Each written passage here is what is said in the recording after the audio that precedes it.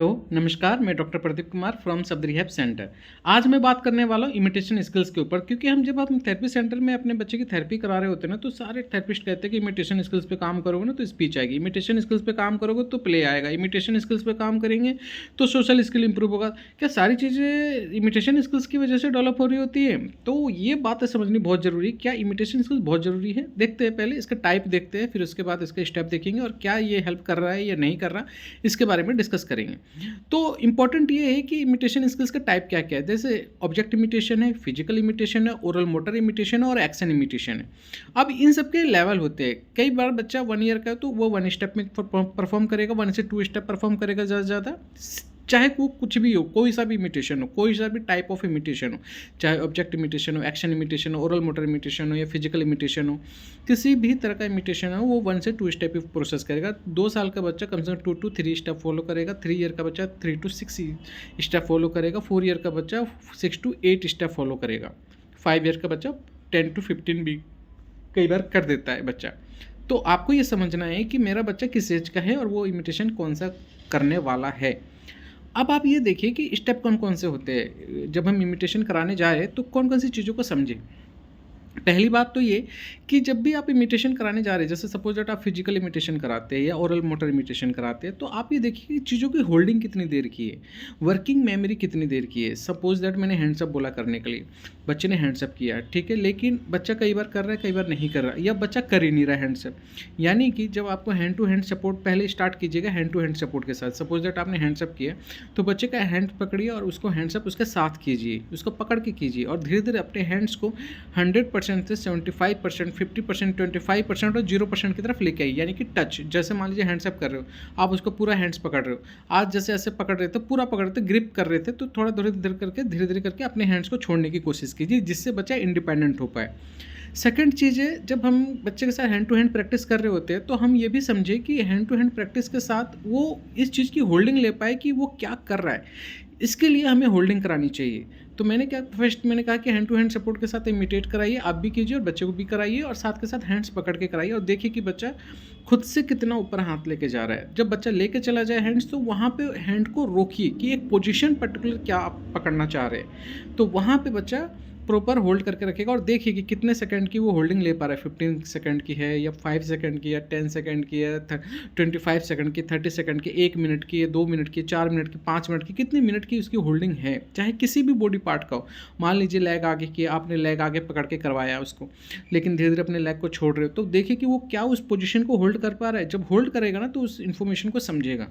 Third चीज़ है कि word को कैच कराइए। एक तो होता है विजुअल इमिटेशन और एक ऑडिटरी इमिटेशन, यानी कि बच्चा विजुअली चीज़ें देख के करता परफॉर्म, एक बच्चा सुन के परफॉर्म करता है। तो दोनों तरीके से कराइए। ऐसा नहीं कि बस आप दिखा दिखा के कर रहे हो और वर्ड बोल ही नहीं रहे हो। तो किसी दिन आप बोलेंगे ना, पैर उठाओ आगे रखो, आगे का मतलब नहीं समझ में आएगा, पीछे रखो, पीछे नहीं समझ में आएगा, हैंड्स को पीछे रखो, नहीं समझ में आएगा, आगे करो हाथ को, नहीं समझ में आएगा, साइड में रखो, नहीं समझ में आएगा। तो वर्ड भी रखिए और विदाउट वर्ड भी करवाइए उसको।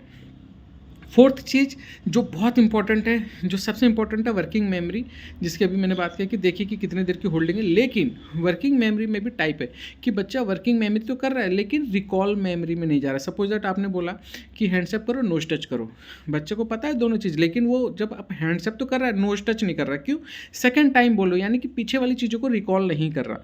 तो अपने ना चीज़ों को, स्टेप को बढ़ाइए। अगर आप चीज़ों को बढ़ाएंगे नहीं ना तो वहीं पे रह जाएंगे आपके स्टेप, और बच्चे का जो लेवल है वो आगे क्रॉस नहीं होगा। तो अगर 1 स्टेप से 2 step, 2 step 3 step, 4 step, 5 step, जितनी भी एज के अकॉर्डिंग बच्चे का स्टेप बढ़ाना चाहिए वो स्टेप बढ़ाइए, अदरवाइज चीज़ें वहीं पर रुक जाएगी। तो ये बात मैंने फिजिकल इमिटेशन के लिए कहा। इसी तरीके से ओरल मोटर के लिए भी कह रहा हूँ, जो भी काम कर रहे हैं पहले पकड़ के कराइए, फिर इसकी होल्डिंग लीजिए। जो भी आप करवाना चाहते हैं इसकी होल्डिंग लीजिए, होल्डिंग के बाद उसको वर्ड लीजिए, वर्ड के बाद इसके जो भी वर्किंग मेमोरी है या स्टेप आगे बढ़ाने की कोशिश कीजिए। जैसे अब बच्चा आ तो कर रहा है लेकिन आ ओ नहीं कर रहा, तो ओ के लिए फिर हमें वही रिकॉल मेमोरी पे काम करना पड़ेगा। आ ओ ये सब चीज़ें हमें समझनी है, ठीक है। तो इन सब चीज़ों के ऊपर काम करना बहुत ज़रूरी है। एक्शन इमिटेशन भी सेम है। आज 1 स्टेप, मान लीजिए आप सामने बैठे हो, बच्चा सामने बैठा, अगर आपने गिलास उठा के साइड में रखा तो बच्चा भी गिलास उठा के साइड में रखे, ये 1 स्टेप हो गया। अब बच्चा गिलास उठा के नहीं रखेगा तो आप क्या करेंगे? पहला स्टेप वही हैंड टू हैंड प्रैक्टिस करेंगे। सेकंड क्या करेंगे? फिर उसका देखेंगे कि क्या वो उसको गिलास को वहाँ पे हाथ रख रखा है कि नहीं रख रखा, फिर वर्ड इस्तेमाल करेंगे, फिर वर्किंग मेमोरी इस्तेमाल करेंगे, फिर रिकॉल मेमोरी इस्तेमाल करेंगे, फिर स्टेप भी बढ़ाएंगे। तो इसी तरीके से जितने भी मैं बता रहा हूँ ना इमिटेशन का टाइप, उस सब में यही काम को प्रोसेस करना है, तभी आपका बच्चा इमिटेशन लेवल अच्छा जाएगा। अब इमिटेशन के फ़ायदे क्या हैं? इमिटेशन के बहुत फ़ायदे हैं, लेकिन इमिटेशन के लेवल बढ़ाने से फ़ायदे होते हैं। इमिटेशन को वन स्टेप में करने से फ़ायदे नहीं होते।